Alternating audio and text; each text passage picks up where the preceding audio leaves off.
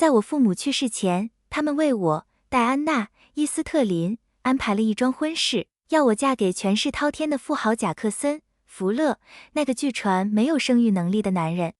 收到婚约那天，我眼前突然出现了奇怪的浮动评论：女主，你绝对不能嫁给他。贾克森不仅不育，还是个暴力狂。嫁给他你会被折磨死的，快跑啊！朱利尔斯才是真心爱你的人，跟他私奔吧。朱利尔斯·约翰斯顿抓住我的手，深情款款地望着我。戴安娜，我们一起走吧。这桩婚事太危险了，不如让你家的女仆佩吉·埃文斯替你嫁过去。她从小跟你一起长大，对你的举止习惯了如指掌，没人会发现破绽。上一世，我就是被他眼中的深情和这些浮动评论所骗，选择与他私奔。但最终的结果是看着佩吉顶替我的身份，为贾克森生下儿子，继承亿万家产。最后，朱利尔斯搂着佩吉，在我身上绑满巨石，将我踢进大海。朱利尔斯得意地说：“从今以后，她就是戴安娜。你这个替死鬼就永远待在海里吧。”我眼睁睁看着鲨鱼一口口撕咬我的血肉，剧痛持续到海底，只剩白骨。重生后我才明白，那些浮动评论全是假的，是朱利尔斯精心布置的陷阱。再次面对朱利尔斯的私奔请求，我冷笑一声，无视眼前的浮动评论。我不是好欺负的人，这婚我结定了。婚礼当天，我穿上贾克森送来的钻石婚纱，整理好头纱，静静等待他来接亲。没想到朱利尔斯先到了，他抓住我的手，一把扯下我的头纱。戴安娜，我们私奔好不好？这是最后的机会了。我实在不忍心看着你跳进火坑。贾克森就是个不育的变态，只有我才是真心爱你。我夺回头纱，冷声道：滚！我今天要嫁的人只有一个，就是贾克森。浮动评论又疯狂起来。女主醒醒啊！嫁给他会被变态折磨的。女主别傻了，错过朱利尔斯这么好的男人，你会后悔一辈子的。看着这些熟悉的字眼，我只觉得可笑。朱利尔斯的声音带着能骗过任何人的哽咽：戴安娜，你醒醒！都什么年代了，他还搞中式迎亲，这恰恰证明他有心理问题。你嫁过去一定会被虐待的。我这么做都是为了你好。我觉得可笑，一场普通的迎亲都能被他歪曲成贾克森心里有问题的证据。上一世，他就是用这种手段不断给我洗脑，诋毁贾克森，而我却信了他的每一句话，在婚礼前选择与他私奔，真是愚蠢至极。见我不说话，浮动评论又开始攻击。朱利尔斯都是为了女主好，女主还不领情，气死了。哎，这么好的男人，女主有眼无珠。那些字眼像海底的藤壶般密密麻麻攀满我的视线，刺得生疼。我的声音冰冷，我不需要你为我好，更不允许你诋毁我的未婚夫。时间差不多了，我站起身，请你立刻离开，否则别怪我让保安请你出去。透过头纱，我看到朱利尔斯的拳头瞬间握紧，却只能无奈转身。他咬牙切齿：戴安娜，没想到你这么无情，辜负我对你的一片真心。说完便怒气冲冲地摔门而去。透过门缝，我看到佩吉怯生生躲在阴影里，脖子上戴着我丢失的那条珍珠项链。门外传来贾克森迎亲车队发动机的声响，我唇角勾起冷笑。只要我今天顺利完婚，看你们还能掀起什么风浪。99辆劳斯莱斯幻影整齐停在楼下。贾克森从主驾走出，定制黑色西装衬得他身姿挺拔。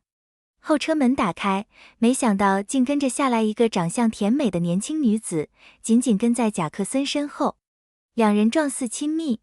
我愣在原地，上一世贾克森分明是个爱妻护家的好丈夫，这个粘着他的女人又是谁？弹幕又出现在眼前，贾克森太过分了，接亲还带小三，这是要给女主下马威。听说贾克森家里养了10几个这样的小三，果然是变态。女主趁他还没上楼，快逃吧，快给朱利尔斯打电话，这是最后的机会了。看着不断滚动的评论，全都认定这女子是包养的情妇，我反而冷静下来。我透过窗仔细打量，发现他虽然紧挨贾克森，却始终保持着恰到好处的距离。他身穿的高定刺绣礼服，裙摆手工缝制的珍珠，分明是去年香奈儿拍卖出天价的独一无二的款式。这样的仪态与贵气，怎么可能是被包养的情妇？我恍然大悟，淡定坐回床上。沉稳的脚步声落在木楼梯上，停在我的房门前。贾克森转动门把，门却纹丝不动。他的声音隔着门传来，冰冷疏离。伊斯特林小姐若因传闻不愿嫁我，直说便是。这是什么意思？我急忙开门，指尖触到冰冷门锁时，却感到锁孔被异物堵住。我突然想起朱利尔斯离开时得意的笑，一定是他搞的鬼。现在贾克森定会认为我在故意羞辱他。我后背瞬间冒出冷汗。上一世贾克森虽护短，但对欺骗他的人也绝不手软。果然，门外的声音陡然转冷，你是第一个敢把我关在门外的人。弹幕又开始在我眼前刷屏，女主完蛋了，得罪变态，等着被折磨吧。哎，现在走还来得及，偏不听劝。看着幸灾乐祸的评论，我深吸一口气。一扇门就想困住我，我可是死过一次的人。我攥紧裙摆，后退3步，猛地前冲，用尽全力踹向房门。轰隆，房门应声倒地，在门口激起一片惊叹。我收拾不住扑向贾克森，却被他用温热的掌心稳稳扶住。我缓缓抬眼撞上他的目光，他瞳孔里星光般的情绪一闪而逝。我耳根窘得发烫，慌忙拉好头纱。福勒先生多虑了，门只是坏了，能嫁给您是我的福气。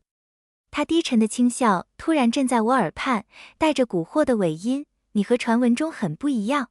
我抿唇心想，你和传闻中也很不一样。身旁的女孩突然鼓掌打破微妙气氛，她亲热地挽住我，厉害呀！用意大利面食出场，制造难忘初印象。我是卡洛琳·福勒，我认可你了。原来是贾克森的妹妹，我松了口气。不等我开口，贾克森已经迈着长腿走过来，抬手轻敲卡洛琳的脑袋，没规矩。转向我时，他神色郑重地从西装内袋取出锦盒，祖父嘱咐，行婚礼前需互换信物手镯，了他一桩心愿。我下意识摸向手腕，却触到一片冰凉空荡。我心猛地一沉，今早明明还戴在手腕上，何时不翼而飞？慌乱抬头时，正对上贾克森骤然转冷的目光。他逼近一步，指尖挑起我的下巴，声音危险地压低，伊斯特林小姐素来胆小怯懦，如今却亮出爪子。我很好奇，是性情大变，还是被人顶替？我不断后退，喉咙发紧，不知该如何解释。我是死过一次的人，当然会变。若不变得勇敢，如何夺回本该属于我的人生？可重生这般荒诞离奇的事，说出去谁会信？正当我被逼到墙角时，浮动评论又出现在眼前。女主直接承认是替身吧，说不定还能保命。女主怎么还不跑，等着被变态折磨吗？我攥紧裙摆摇头，深吸一口气，我就是戴安娜，我可以证明。哦，她挑眉，唇角微勾，怎么证明？我急中生智。贾克森与我素未谋面，自然认不出我，但他祖父埃米特·福勒是见过我的。据父母说，我出生那天他还抱过我。我说道，福勒先生，我出生时，您祖父曾夸我胸口的红色胎记生得漂亮，说像盛放的玫瑰。我顿了顿，咽下喉间的紧张，我露出胸口的胎记给您看，这总能证明我是戴安娜了吧？我松了口气，没想到有一天，我需要向别人证明我是我自己。贾克森眯起眼，唇角勾起，我确实听他提过。他松开我的下巴，修长手指漫不经心地整理袖口。不过，当着众人宽衣解带，伊斯特林小姐的豪放，真是让我大开眼界。我脸颊瞬间涨红，我不是这个意思。正当我进退两难时，身后传来朱利尔斯的声音：“福勒先生不必看了，这位才是真正的伊斯特林小姐，手镯为证。”朱利尔斯指尖搭在佩吉肩上，将她推上前，她腕上戴着的分明就是那只镯子。